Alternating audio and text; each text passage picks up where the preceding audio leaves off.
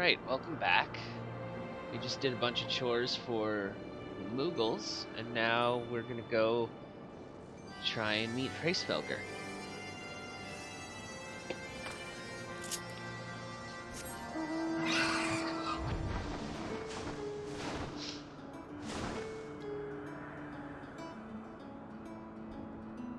Wherever he is.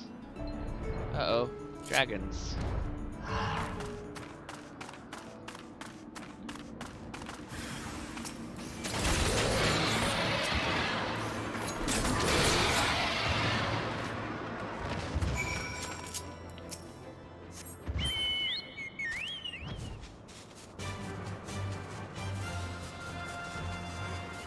Because, you know, there have to be dangers on the way.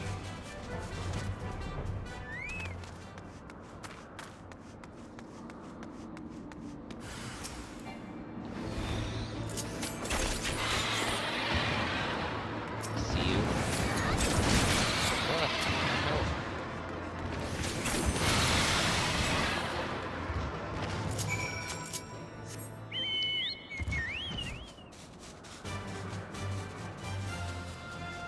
I don't know what makes the rocks float. Magic, I suppose.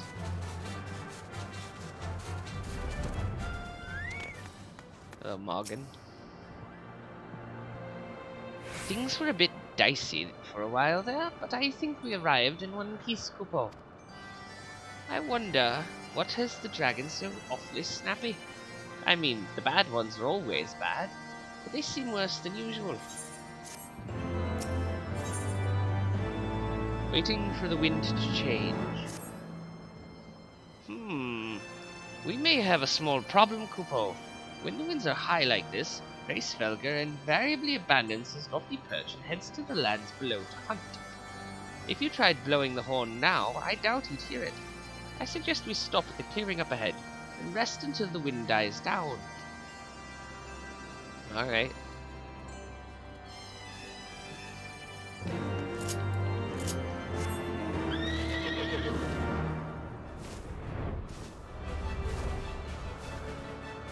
I don't know if I've pointed it out before, but this horse has 6 legs.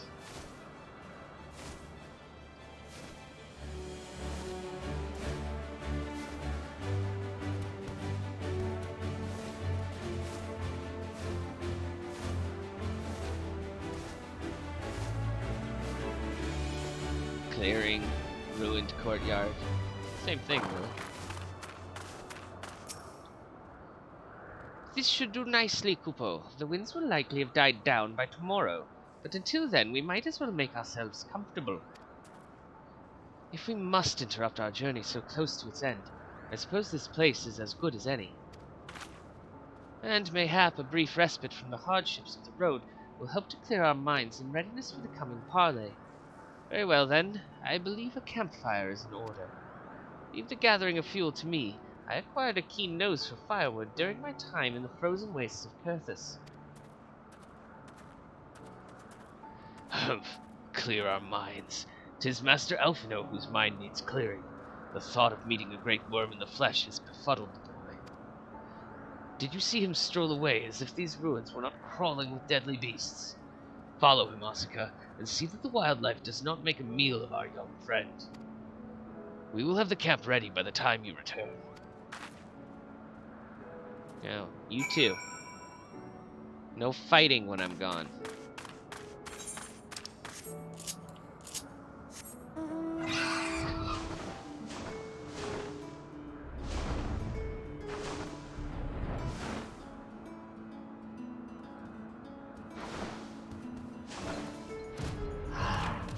What beasts lurk here?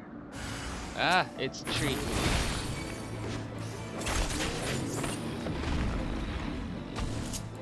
Well, that's one way to get firewood.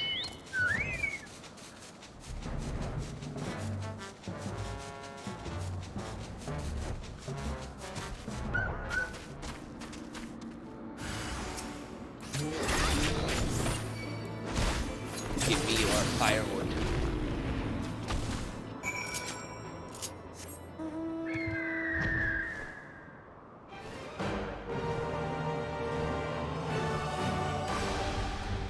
Bird is fitting for heaven's work.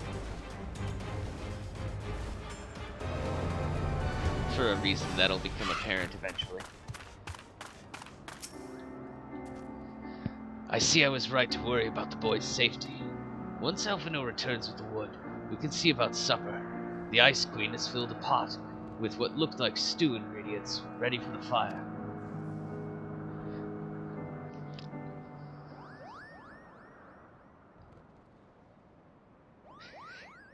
So Estinian always sits like that, with his legs crossed. He's like the only character who does. And it's like, you expect him to be the kind of character who manspreads in a chair, but he's just so dainty.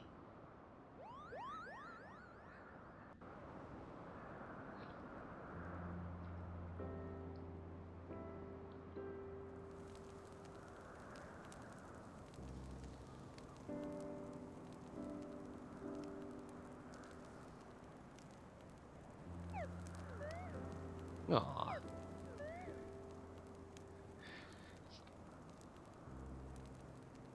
Ah, few things compare to the simple pleasure of sitting beside a crackling campfire of one's own making. Ha! So speaks the great explorer. Until recently, you wouldn't have recognized firewood if it came with kindling in a flint. 'Tis well you instructed me so patiently then. But yes, left to my own devices, I would have been compelled to signal to Isael with a pile of damp leaves.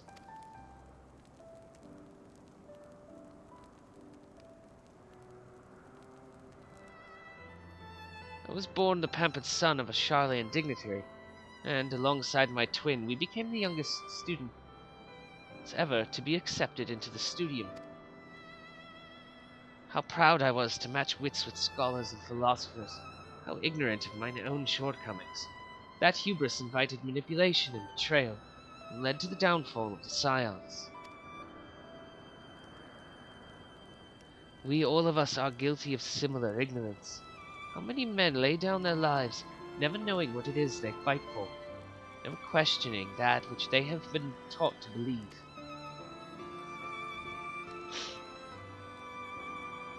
'Twas only upon meeting Hraesvelgr that I learned the truth hidden within our history. Were it not for that chance encounter, I would never have vowed to tear down the Holy See and expunge the falsehoods with which it fans the flames of conflict. I would have lived and died in ignorance. That the truth has driven me to do terrible things I cannot deny, but I would rather sin in the pursuit of peace than imagine myself virtuous for perpetuating a needless war. If this journey has taught me anything, it is the importance and difficulty of holding to one's convictions in the face of failure, of striving always to replace one's ignorance with knowledge. You are well on your way, Master Elfino. At your age I was but a fool swinging a spear, with scarcely a thought in my head. Even now I struggle to acknowledge the misconceptions under which I have labored. Sitting here amongst these grand ruins, how can I deny that man and dragon once lived in peace? But for all that such an age existed, we are now in a time of war. Nidhogg killed my family, and no quirk of history will exonerate him. I may be ignorant of how the Dragon War began, but if we do not put an end to this conflict now, I can say for a certainty that it will only breed more vengeful souls such as mine.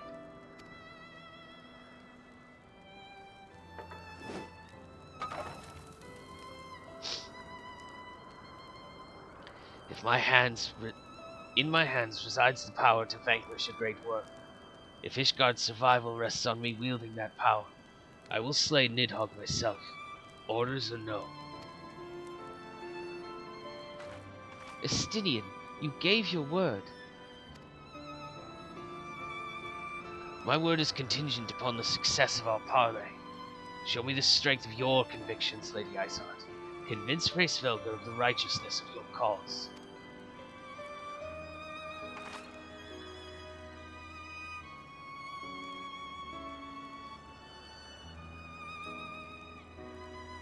Doubt not but that I shall, Dragoon. Well, winds willing, we shall have our answers on the morrow.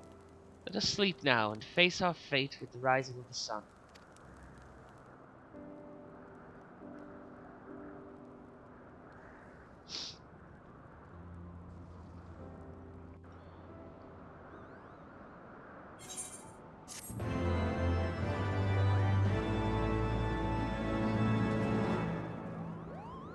Who has my next quest?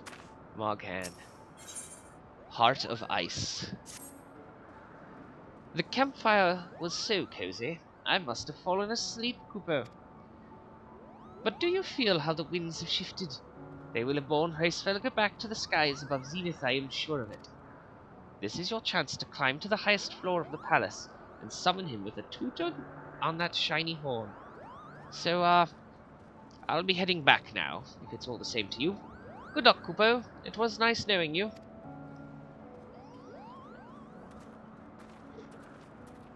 Alright. Let us climb a palace.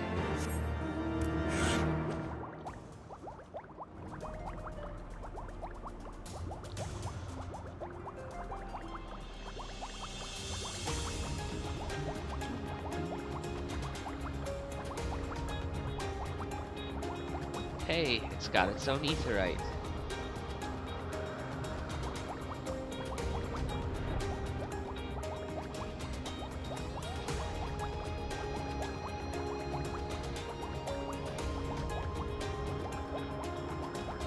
We could fly up, but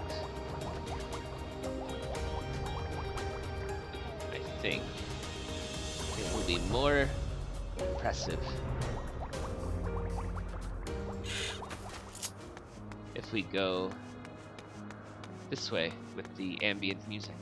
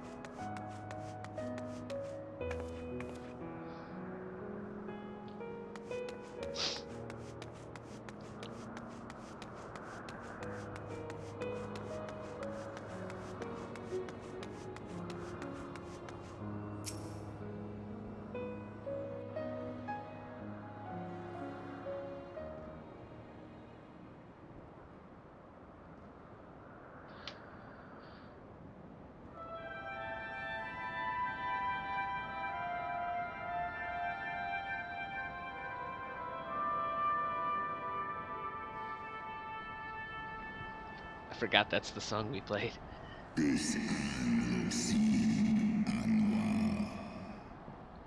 Mortals, why do you disturb my solitude?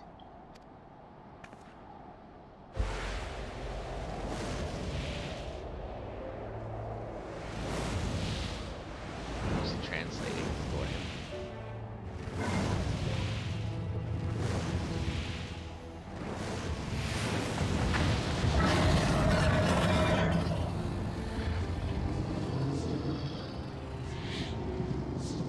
Hraesvelgr.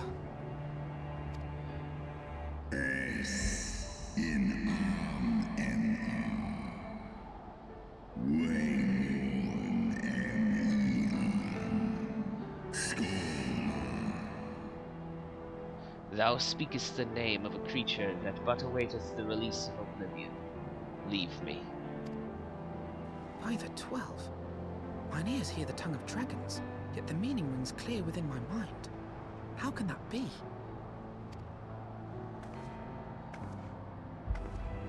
Hraesvelgr, do you not remember me? 'Twas I whom you found in Dravania. I who glimpsed the truth. The truth about your past. About Shiva.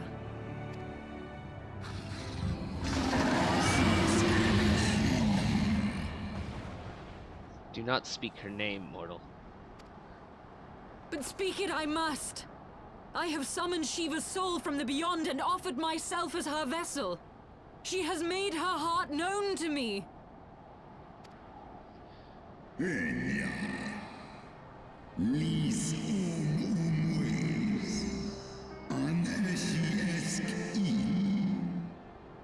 Foolish girl, thinkest thou my beloved spirit hath descended from the heavens?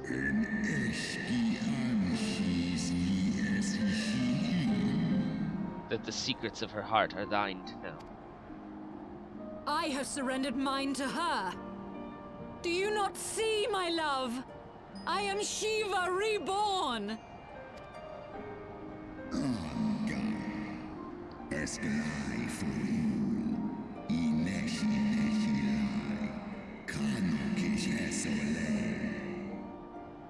Gullible fool, the light but illuminated the past for thee. It did not grant thee omniscience.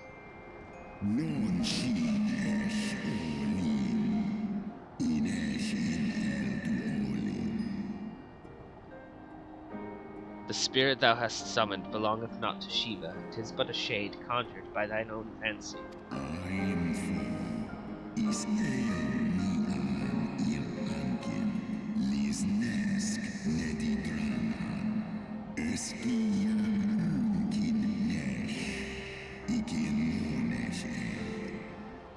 In an age-long past, mine own kin were guilty of like folly.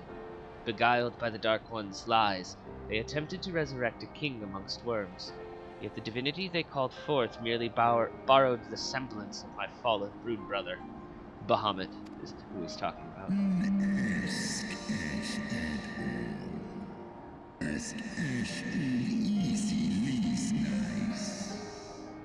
Such gods are not summoned, but created. Phantoms spun from the threads of misplaced faith. Then the spirit that answered me.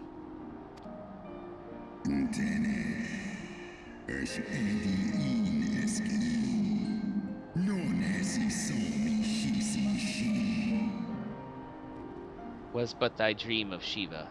Thy soul hath been corrupted by a deity of thine own making, child.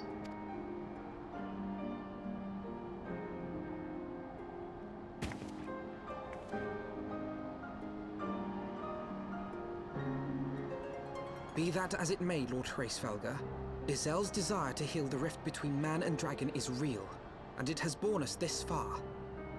We would spare both our kind and yours the ravages of this senseless war. Pray join your voice to ours in a call for peace and forgiveness.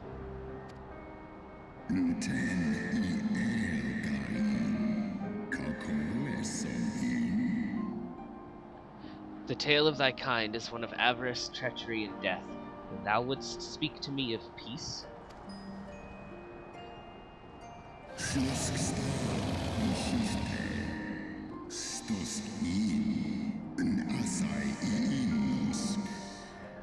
Hark thee, mortal, to the naked truth, then tell me thou deservest forgiveness.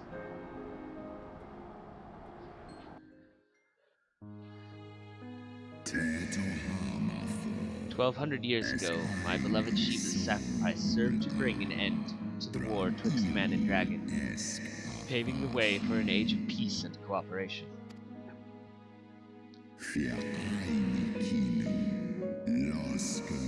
2 centuries of harmony were to follow, during which time the Ellison learned much about us, not least that the eyes of a great worm are the wellspring of his strength.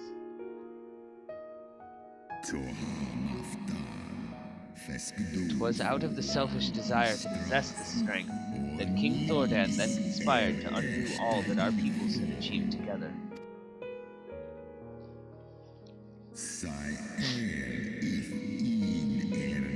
With the aid of his Leal Knights, that most noble of Ellison lured my brood sister Radatoskr into an ambush and took from her that which he craved.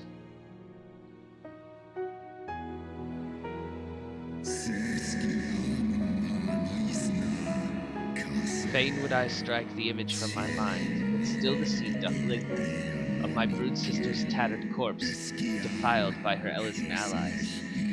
They had torn out her eyes and feasted upon them in the manner of wild beasts.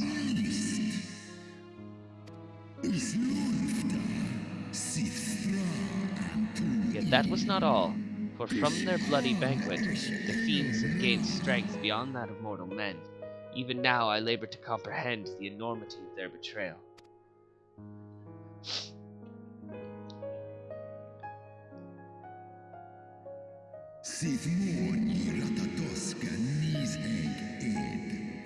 Nidhogg was the first to learn of the atrocity, and he took to the skies, hungry for vengeance.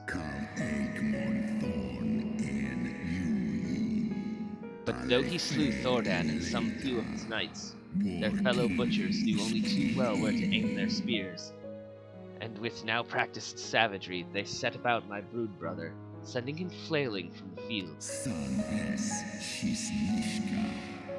Such is the truth the Holy See would keep hidden.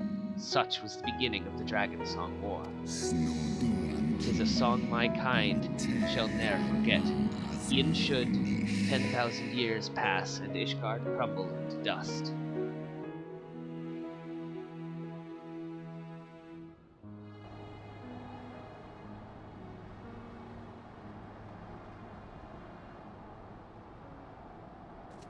Your tale bears scant resemblance to the one I was taught. How convenient that it should absolve your kind of all responsibility. But tell me, Dragon, why should I believe your version of events?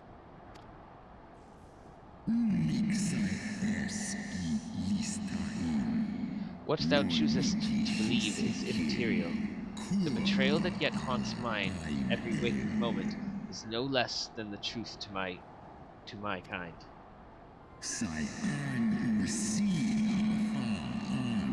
And Nidhogg meaneth for Thordan's people to suffer for this sin till the end of days.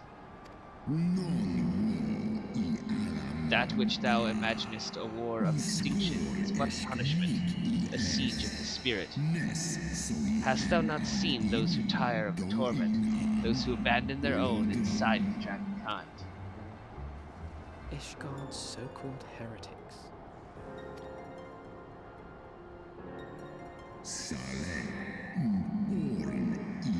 Know that all the traitors' progeny bear a trace of Radataskar's essence, but a single sip of our blood is enough to awaken it. Then, the seed lies within us.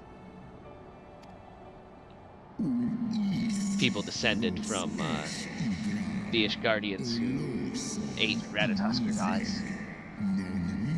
'Tis for this reason that those who abandon their loyalties are rewarded with drink, and thus are they transformed to join the ranks of Nidhogg's ever-growing army as newborn dragons. One by one, through death or defection, my brood brother shall account for all of the betrayer's children. Ye gods, I have borne witness to such a transformation. Looked on as a heretic assumed the shape of a dragon. I imagined it some manner of Dravanian enchantment. But if any Ishgardian, regardless of allegiance, has such potential within them, 12 forgive us. To think of all the dragons we've slain!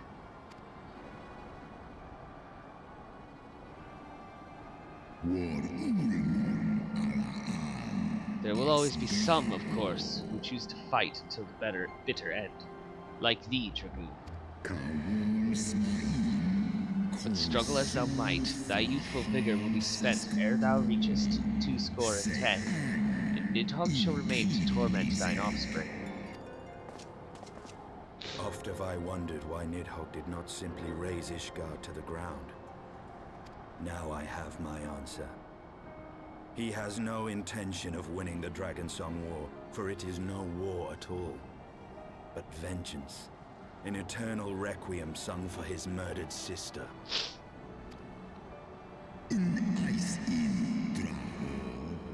Thou hast the right of it, Dragon Slayer. Comprehendest thou now the futility of thy quest?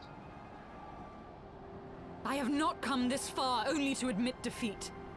We can still return the eye to Nidhogg and beg forgiveness for our ancestors' crimes. Mayhap our words will sway him.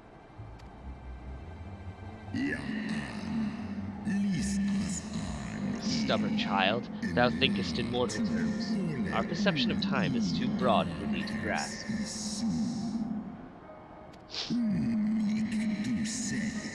'Tis a simple matter for thee to offer thine apologies. Thou didst not perpetrate the crime. Despite thy visions, the deeds of history seem distant to thee.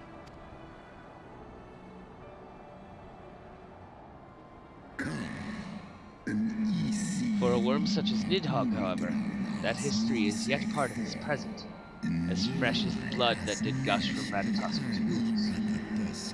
How could he not be driven mad? 'Tis only by the calming embrace of Sheath's soul that my own fury hath not consumed me. But let us speak no more of what is done. My faith in your kind is spent, and I would be alone.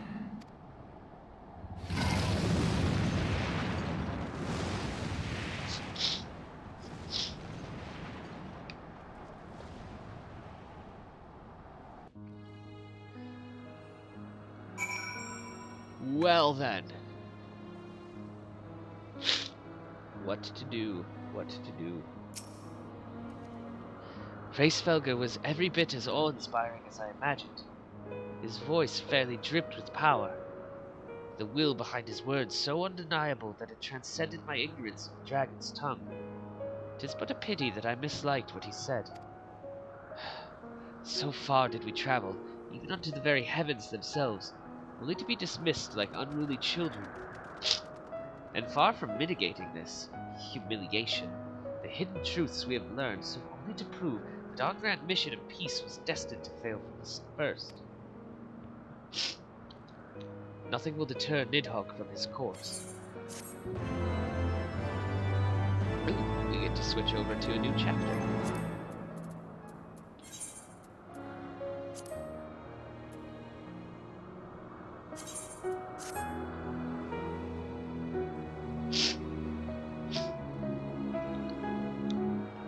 Everybody's back. The Worm's Lair.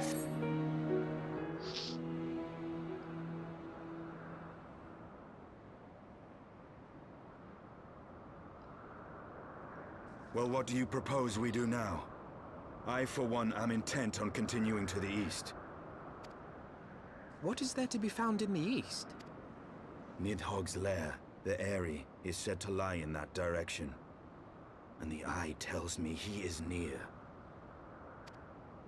You cannot still mean to slay him. You cannot still mean to stop me. I have been true to my word, and aided you in this fool's errand with Hraesvelgr. But your efforts at parley have come to naught, Lady Iceheart. I would see Ishgard saved, and for that, Nidhogg must die. With the tale of our ancestors' vile betrayal yet ringing in your ears, you speak of continuing this war? Nay, lady. I would but pierce its vengeful heart. When Nidhogg dies, this war shall die with him. A moment, Estinian. You yourself spoke of the Great Worm's strength, that you believed him powerful enough to raise your city to the ground. How then are we few to challenge him? Even behind the stout walls of Ishgard, with an army of knights manning the defenses, our victory would be hard won. Yet you propose to contend with the beast in his own lair. In close combat, this will afford us an advantage. And with two Azure Dragoons working in unison, who can say what might be possible? But such speculation is meaningless if we cannot even find the worm. Our first task must be to seek out Nidhogg's lair. The story of this nation grows bloodier by the moment. Must death always be answered with more of the same? Such is the way of things, I fear. I shall consider it a miracle if mine armor is not stained crimson ere this conflict is ended.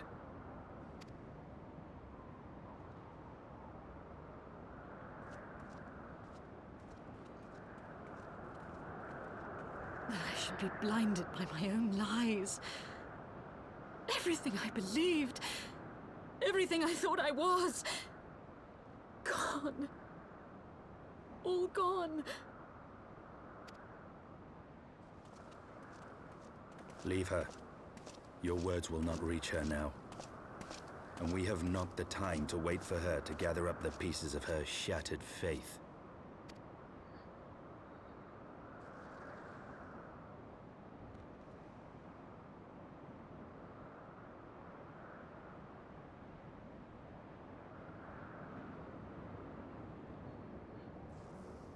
Well, that's a bummer. Where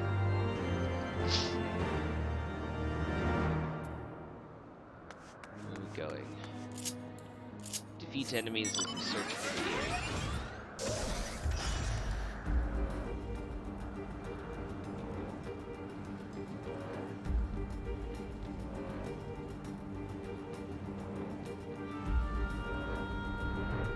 There's some enemies to defeat.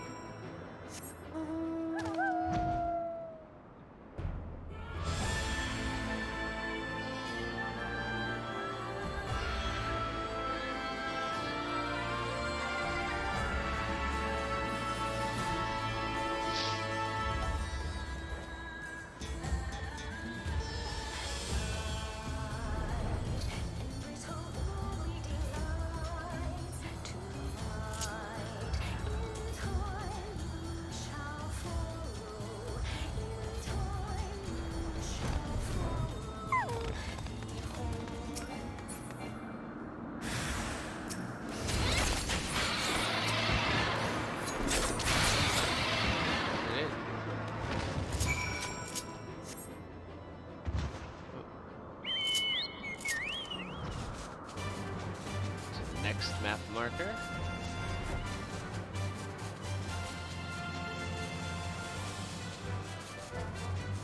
Whoa.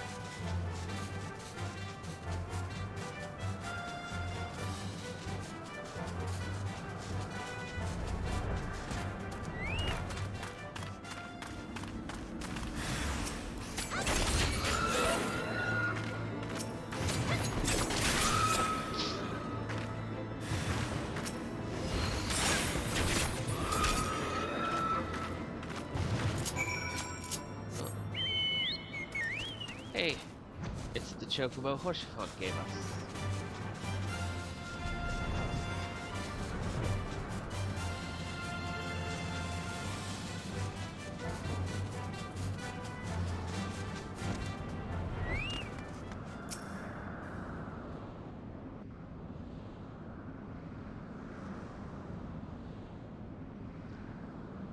Is that it?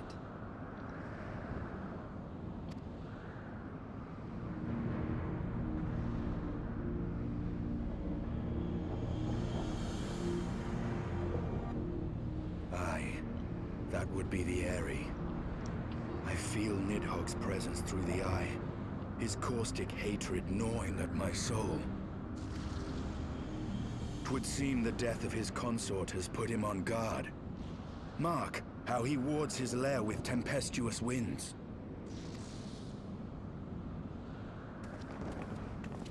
A similar barrier once barred our entrance to the Primal Garuda's domain, until we discovered the means by which it could be penetrated.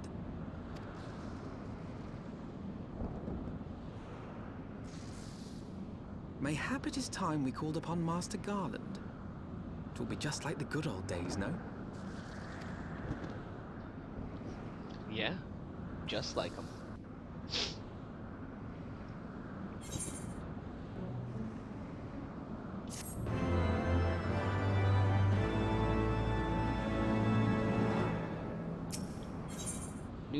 New wins, old friends. A force of sufficient power to break through a primal's defenses might conceivably grant us access to the Eyrie. But I can offer no better solution. Pray consult this engineer friend of yours. Very well. On the condition that you swear not to lure Lidhogg lure Nidhogg from his lair in our absence. And steal all the glory for myself, you mean? Nay, I am not so selfish as that. Contact me by link pearl when your preparations are complete. We shall set forth from Ishgard together. I suggest we rendezvous back at St. Raynet's Forum, Oscar. From what I gleaned of the Holy Sea's decidedly ambitious airship project, Cid will still be in Ishgard. Alright. Let us go to Ishgard.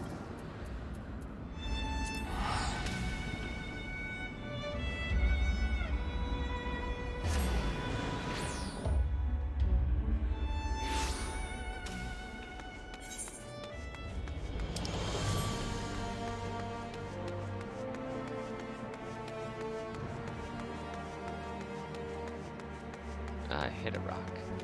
It was in the shadow, I didn't see it.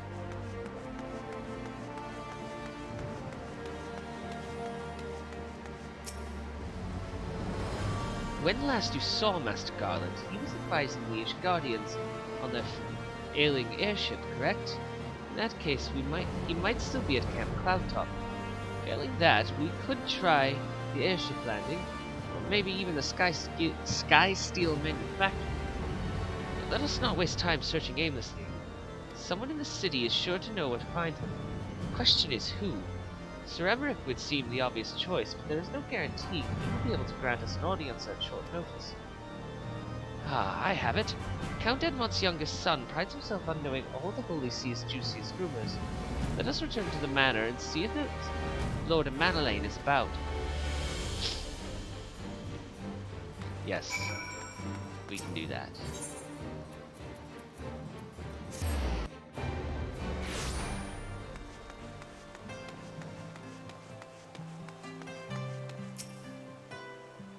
Yes, please, let me in.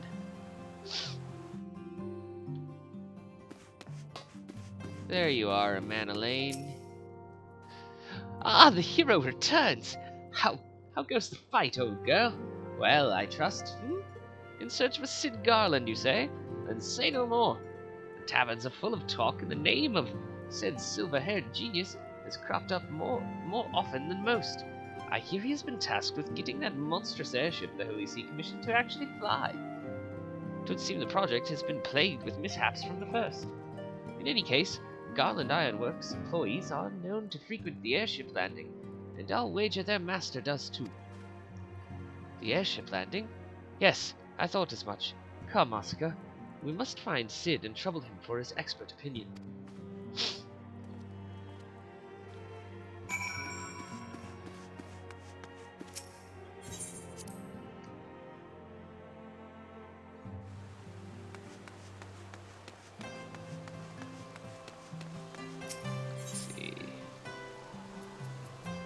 Go.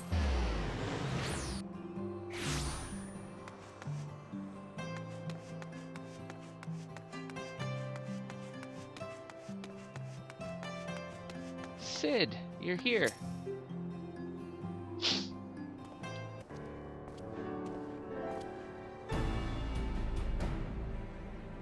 Oscar, Alfino, how fare you both? Not terribly well, judging by your faces. Greetings, Master Garland. I am sure it will come as little surprise when I tell you we have need for a favor.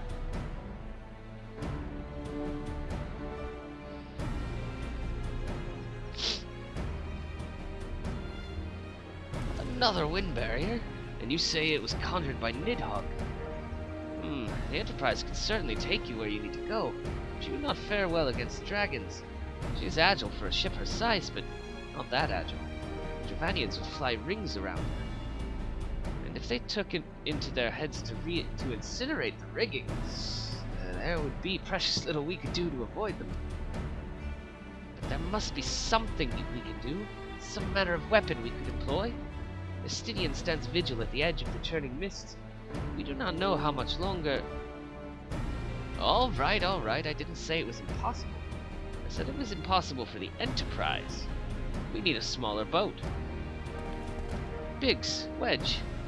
It's time we gave that new toy of yours a proper field test.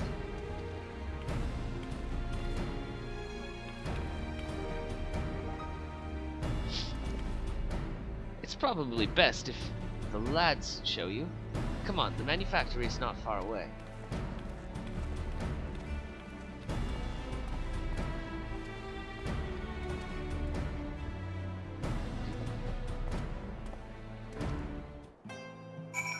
To the Sky Steel Manufactory.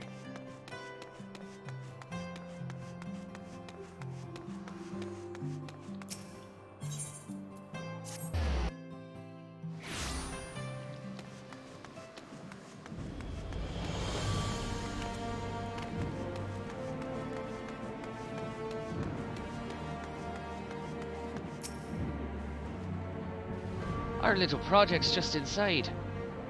Oh, you're gonna like this one.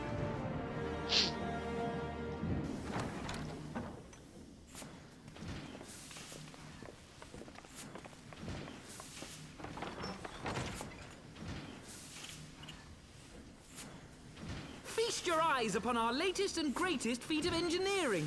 We call it a mana cutter.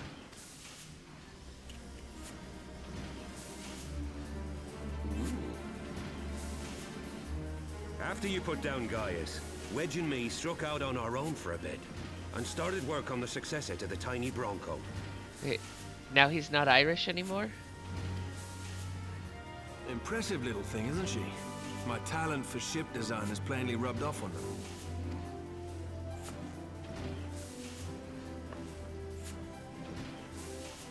They've adapted the principles of corrupted crystal technology and constructed a mechanism which converts ether from its surroundings into elemental wind. Said wind is then harnessed by the specially engineered sails, providing the craft with propulsion and lift. All in all, a most elegant solution. I'm actually a little upset that I didn't think of it myself. The design does, however, come with one small flaw. The energy conversion ratio's bloody awful. To generate enough power to get you off the ground, you need to be in an area awash with predominantly wind-aspected ether. In other words, there are a few places you can fly, lots of places you can't. The new Ishgardian airship hasn't left the boys much time for tinkering, meaning it may be a while before this particular project takes off. If you'll forgive the pun.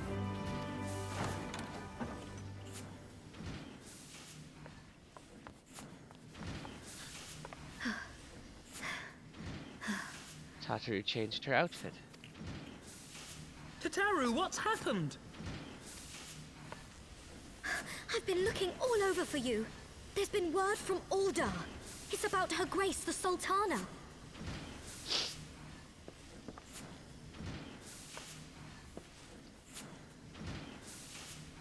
It seems you're required elsewhere.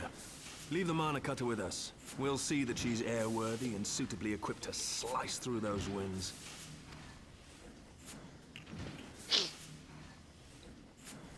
You, meanwhile, should concentrate on providing Rauban and the Sultana whatever help they need.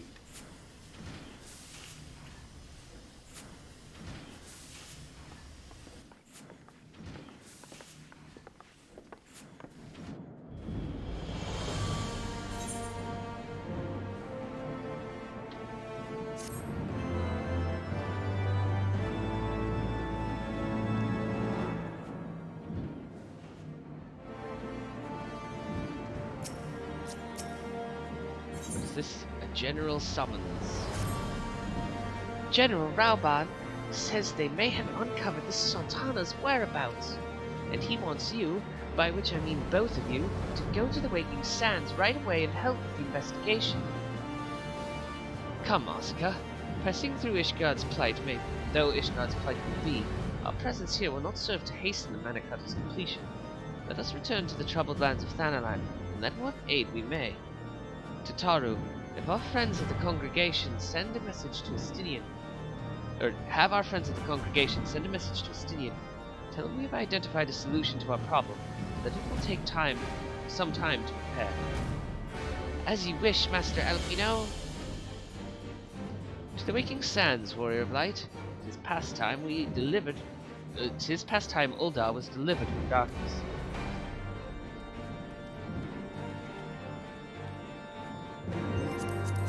So, means teleporting to Horizon.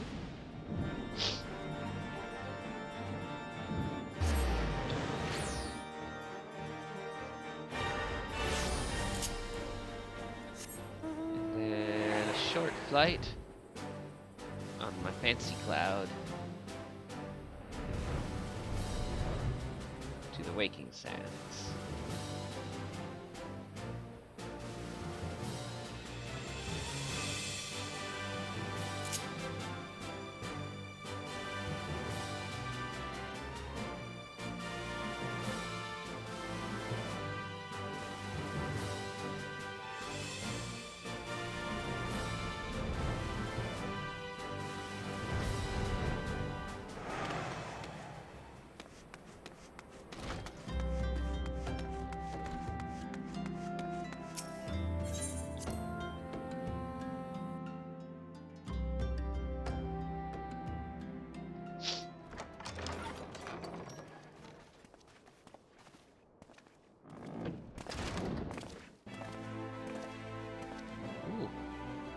Thank you for coming.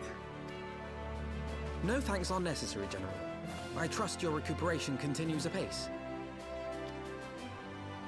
I cannot complain. Thanks to Higiri and her ministrations, I've regained much of the strength I lost during my imprisonment.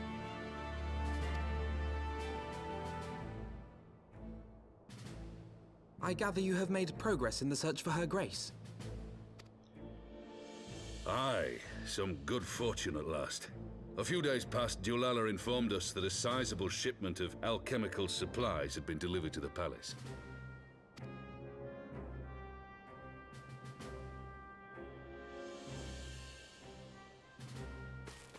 With Papa Shan's assistance, I set out to ascertain the source and nature of the shipment. My inquiries led me to Frondale's frontistery.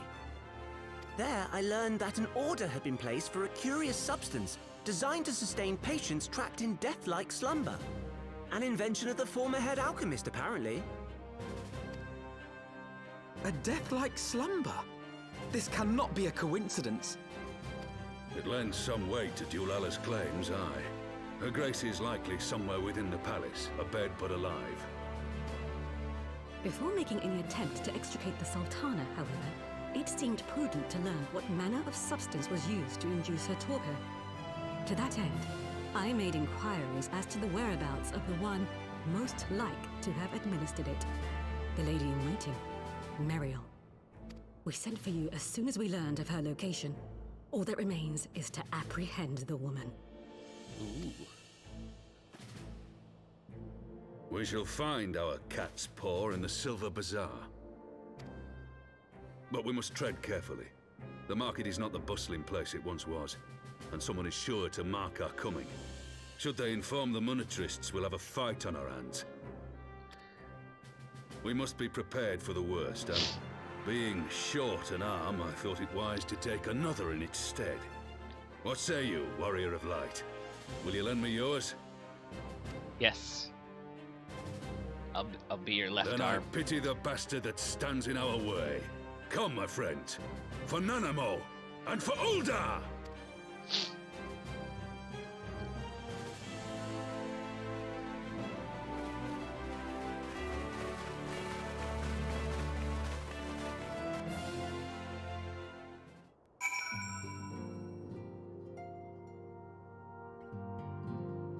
Speak with you, Giri. Our target is Meriel, the Sultana's former lady-in-waiting. A woman of Midlander heritage. I am told the two of you have met. Our sources indicate that she left the palace shortly after the incident and quietly rejoined the dwindling population of the Silver Bazaar. I suggest we begin by questioning the market's residents and confirm that Meriel is still in hiding there. Yeah, sounds like a good plan. Where is the Silver Bazaar? Oh. It's in the same section of Thanalan. So no teleporting. Just flying.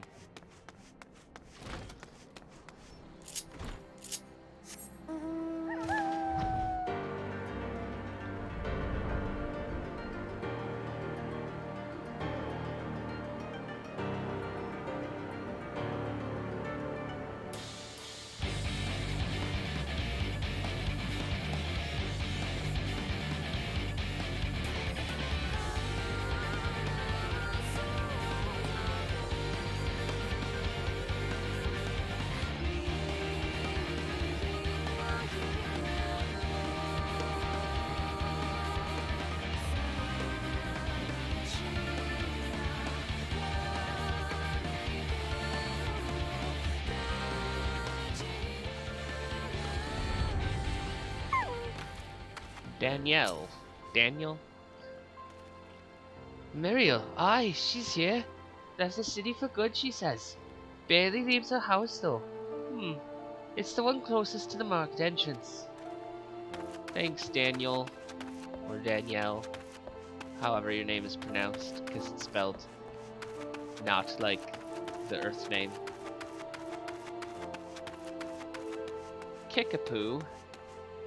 That's a song by Tenacious D. And what brings you to our lonely little hamlet? I believe the arrival of your entourage just about doubled our population. Looking for Muriel, you say? If you're hoping to lure her back to Ul'dah, you may as well give up now. The girl's done with city life. Spotted Meadow. Do I know of any returning residents? Gods, don't tell me they're starting to come back. My masters will not be pleased to hear of this. Huh? Search for Muriel. We'll start over here. See if she's in this house. Building thing. Muriel? No.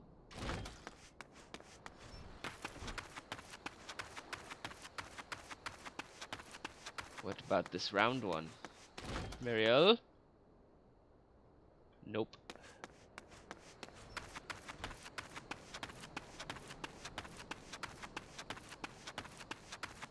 How about this one? Found you.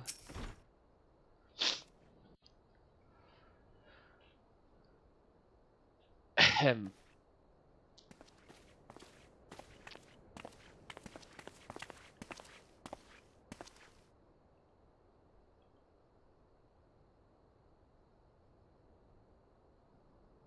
You are Muriel, the Sultana's former lady-in-waiting?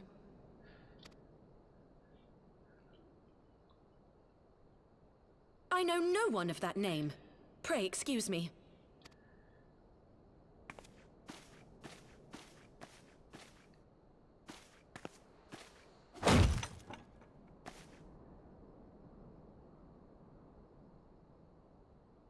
General Alden!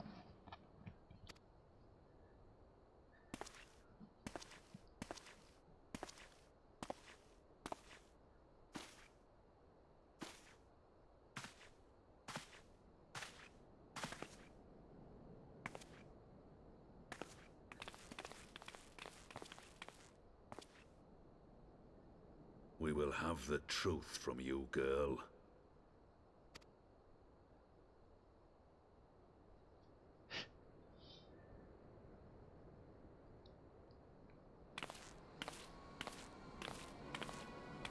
Mayhap it would be better coming from me.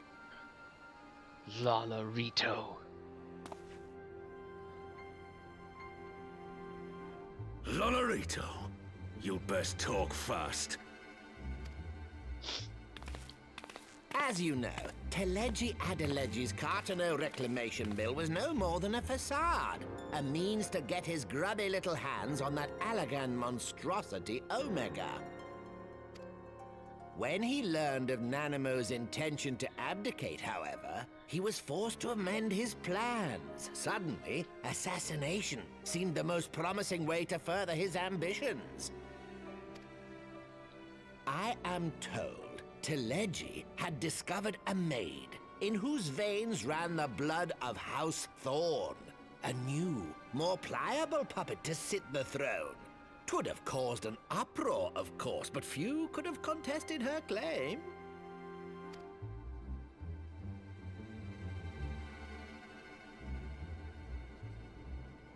'Twas plain that Teleji's wild machinations had outgrown our ability to control them. So I decided to usurp his scheme and left the fool to seal his own demise. And what of Nanamo? Oh, I have no desire to harm her grace. 'Twould profit me little to destabilize our government. Thus did I employ young Mariel here to administer a potent sleeping potion in place of a poison.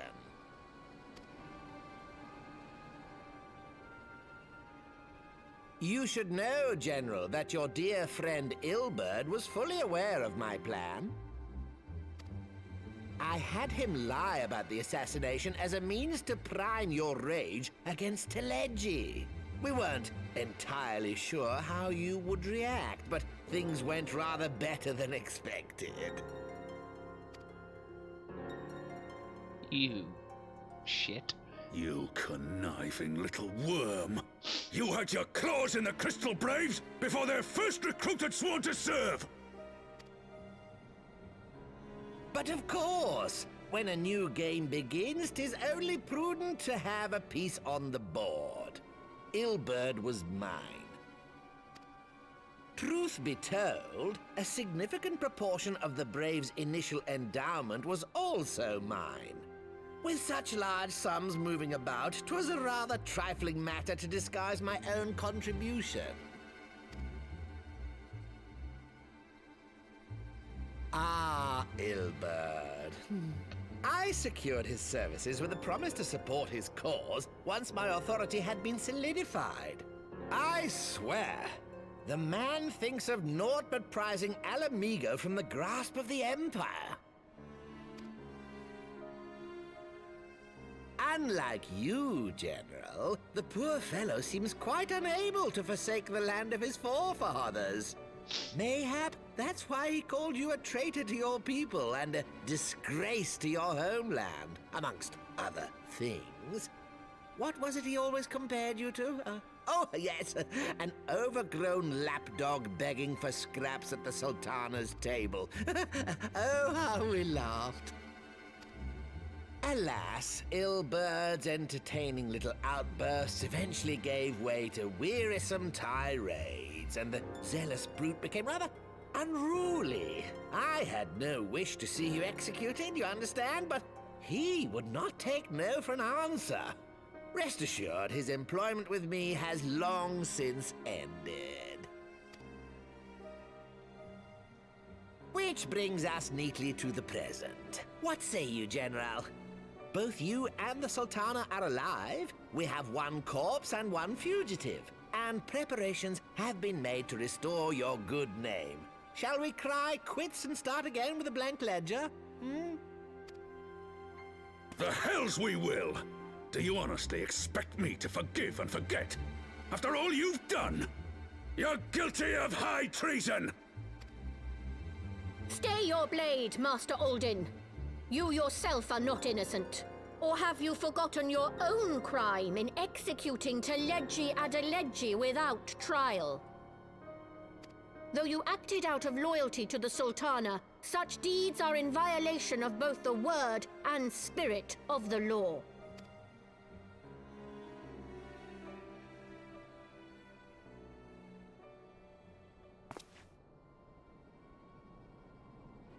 If you would, Lord Lolorito?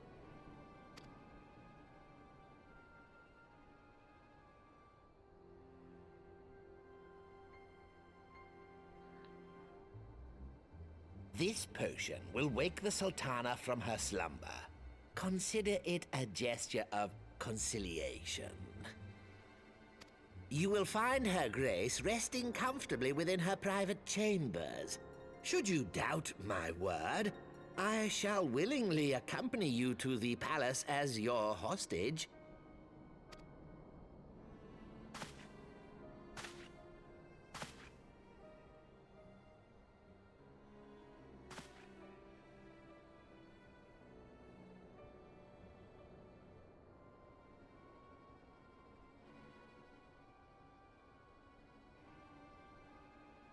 I like not your motives, Lolorito.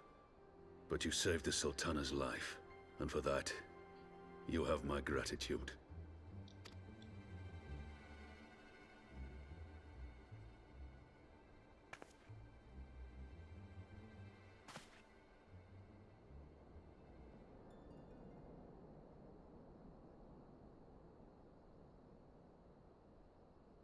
Rauban Aldin, You are hereby reinstated as General of the Immortal Flames.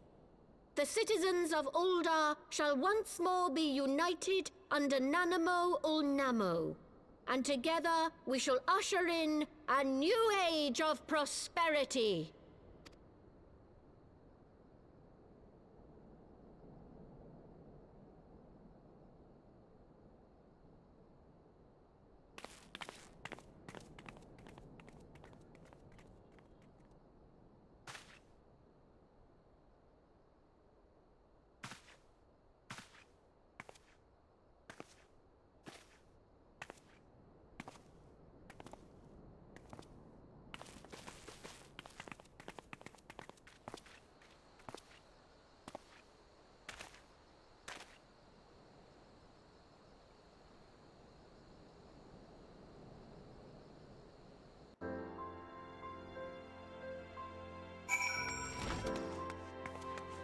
Alright. So it wants us to speak with Elfino, but on the offhand chance that we get into a fairly long cutscene by doing so, we're going to call it here and pick up in the next episode right where we are.